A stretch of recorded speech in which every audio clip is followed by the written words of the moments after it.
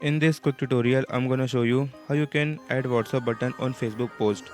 So for it, first of all, you have to click on your profile icon in the top right corner of your screen.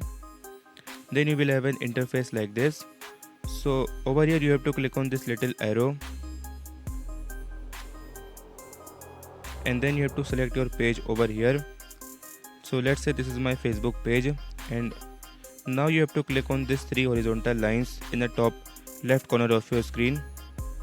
Then you will have an interface like this. So over here you have to scroll down a little bit, and then you have to click on the settings and privacy option, and now you have to click on the settings option. After that you will have an interface like this. So now you have to scroll down a little bit, and then you will find option like this called linked accounts. So now you have to click on it. Then you have to click on WhatsApp. So over here you have to add your phone number, and you have to then add OTP. So after that your WhatsApp number will be connected to your Facebook, and then you have to turn on this option if you want.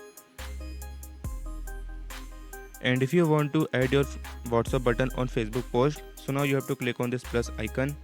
Then you have to click on post, and now you have to click a post over here.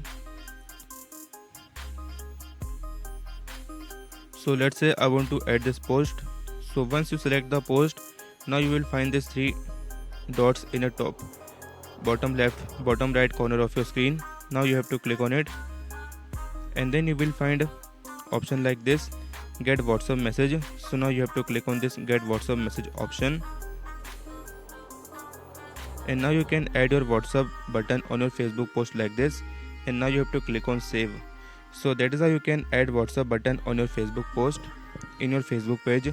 So if you found this tutorial helpful, make sure to like it, and if you are new to the channel, don't forget to subscribe.